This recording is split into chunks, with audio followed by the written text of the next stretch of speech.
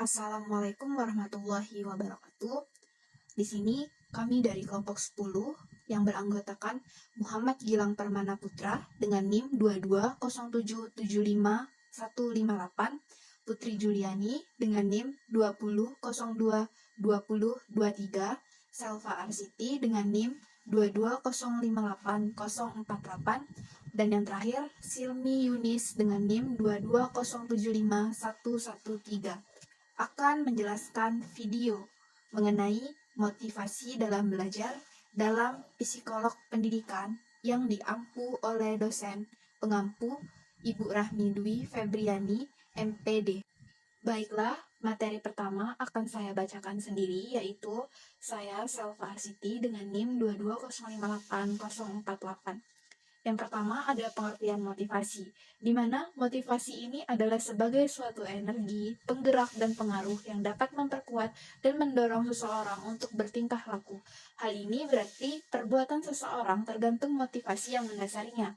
Misalnya, seseorang mau dan ingin melakukan sesuatu, dan bila tidak suka akan berusaha meniadakan atau perasaan tidak suka itu. Selanjutnya ada pengertian belajar.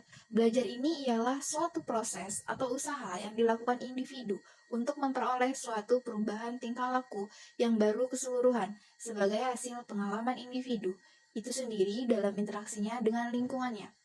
Selanjutnya ada pengertian motivasi belajar secara umum, di mana motivasi belajar ini adalah keseluruhan daya penggerak baik dari dalam diri maupun dari luar siswa dengan menciptakan serangkaian usaha untuk menyediakan kondisi-kondisi tertentu yang menjamin kelangsungan dan memberikan arah pada kegiatan belajar, sehingga tujuan yang dikehendaki objek dapat dicapai. Baiklah, materi selanjutnya yaitu mengenai faktor-faktor yang mempengaruhi motivasi belajar akan dibacakan oleh Muhammad Gilang Permana Putra. Kepada Gilang dipersilakan. Baiklah, saya akan menjelaskan mengenai faktor-faktor yang mempengaruhi motivasi belajar. Di sini ada beberapa faktor yang mempengaruhi motivasi belajar sendiri, yaitu motivasi belajar yang berasal dari faktor internal.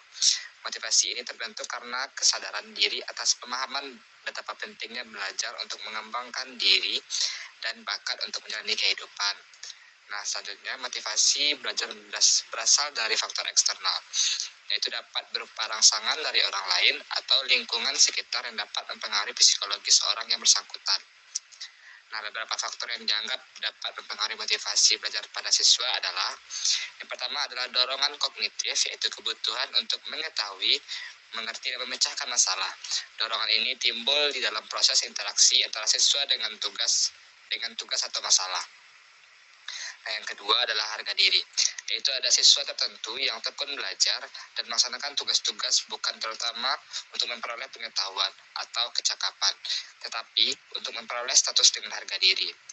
Nah, yang ketiga, kebutuhan berafiliasi, yaitu kebutuhan untuk menguasai bahan pelajaran atau belajar dengan niat guna mendapatkan pembenaran dari orang lain atau teman-teman. Kebutuhan ini sukar dipisahkan dengan harga diri. Materi selanjutnya yakni mengenai fungsi dan jenis dari motivasi dalam belajar itu sendiri akan dijelaskan oleh Silmi Yunis. Kepada Silmi Yunis dipersilakan. Baiklah, selanjutnya saya akan menjelaskan materi mengenai fungsi dan jenis motivasi belajar. Fungsi motivasi belajar. Fungsi motivasi belajar adalah sebagai pendorong usaha dan pencapaian prestasi, sehingga untuk mencapai prestasi tersebut, peserta didik dituntut untuk menentukan sendiri perbuatan-perbuatan apa yang harus dilakukan untuk mencapai tujuan belajarnya. Motivasi belajar memiliki 3 fungsi utama. Yang pertama, mendorong manusia untuk berbuat. Jadi, sebagai penggerak atau motor yang melepaskan energi. Motivasi dalam hal ini merupakan motor penggerak dari setiap kegiatan yang akan dikerjakan. Yang kedua, menentukan arah perbuatan, yakni ke arah tujuan yang hendak dicapai. Dengan demikian, motivasi dapat memberikan arah dan kegiatan yang harus dikerjakan sesuai dengan rumusan tujuan. Yang ketiga, menyeleksi perbuatan, yakni menentukan perbuatan-perbuatan apa yang harus dikerjakan yang serasi guna mencapai tujuan dengan menyisihkan perbuatan-perbuatan yang tidak bermanfaat bagi tujuan tersebut.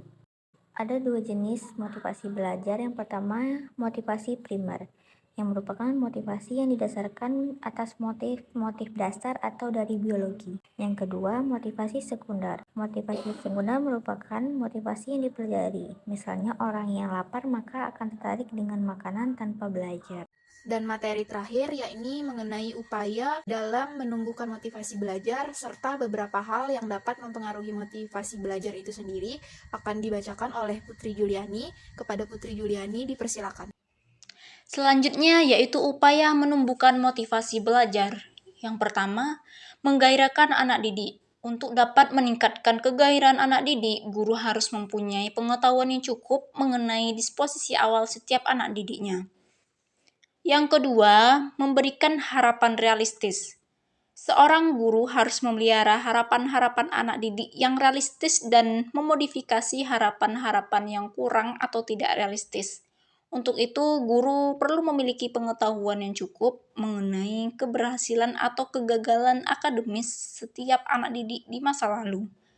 Yang ketiga, memberikan intensif. Bila anak didik mengalami keberhasilan, guru diharapkan memberikan hadiah kepada anak didik, dapat berupa pujian, angka yang baik, dan sebagainya atas keberhasilannya. Sehingga anak didik terdorong untuk melakukan usaha lebih lanjut guna mencapai tujuan-tujuan pengajaran. Beberapa hal yang dapat mempengaruhi motivasi belajar siswa adalah sebagai berikut. Yang pertama, ada sifat ingin tahu untuk belajar dan menyelidiki dunia yang lebih luas. Yang kedua, adanya sifat yang kreatif pada manusia dan berkeinginan untuk terus maju. Yang ketiga, adanya keinginan untuk mendapatkan simpati dari orang tua, guru, dan teman-teman. 4. Adanya keinginan untuk memperbaiki kegagalan yang lalu dengan usaha yang baik melalui kooperasi maupun dengan kompetisi. 5. Adanya keinginan untuk mendapatkan kenyamanan bila menguasai pelajaran. Dan terakhir 6. Adanya ganjaran atau hukuman sebagai kegiatan pembelajaran. Baik, sekian video yang dapat kami tampilkan pada kesempatan kali ini mengenai motivasi dalam belajar. Apabila ada salah kata, mohon dimaafkan. Kami akhiri. Wabillahi taufik walhidayah. Wassalamualaikum warahmatullahi wabarakatuh.